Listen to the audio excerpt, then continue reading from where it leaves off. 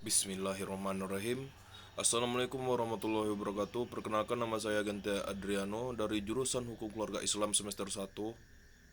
Baik, di sini saya akan menarasikan sebuah tema tentang hukum adat, kedudukan hukum adat.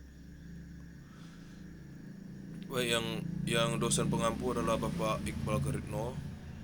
Baik, halo semuanya. Pada video kali ini kita akan membahas tentang hukum adat, mulai dari pengertian, kedudukan, sifat, corak, hingga contohnya.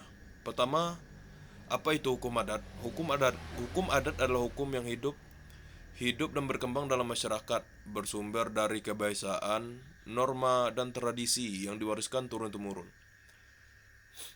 Hukum ini tidak tertulis tetapi tetap mengikat dan ditaati masyarakat. Istilah hukum adat pertama kali dikenalkan oleh Cornelis van Vollenhoven. Lalu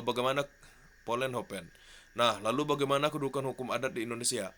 Hukum adat diakui secara resmi dalam Undang-Undang Dasar tahun 1945 pada pasal 18B ayat 2 yang menyatakan bahwa negara mengakui dan menghormati hak-hak masyarakat adat.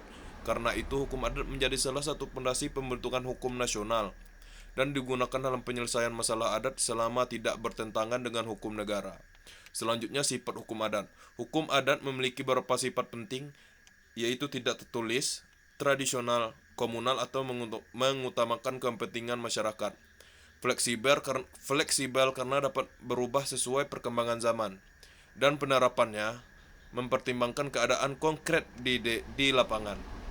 Kemudian, apa corak hukum adat? Corak hukum adat antara lain yang pertama bersifat religius, magis, yaitu aturan adat sering berkaitan dengan kepercayaan.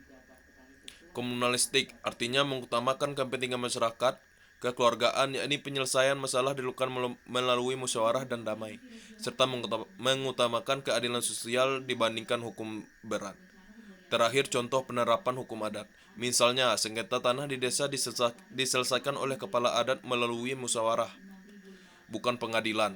Contoh lain adalah sanksi adat berupa denda atau permintaan maaf atau pengelolaan hutan adat oleh masyarakat Dayak dan Baduy secara turun-temurun. Jadi dapat kita simpulkan bahwa hukum adat adalah hukum hidup yang tumbuh dari masyarakat, diakui negara, dan tetap relevan hingga kini.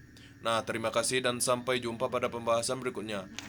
Saya Genta Adriano, wallahu muwaffiq ila aqwamit thoriq. Wassalamualaikum warahmatullahi wabarakatuh.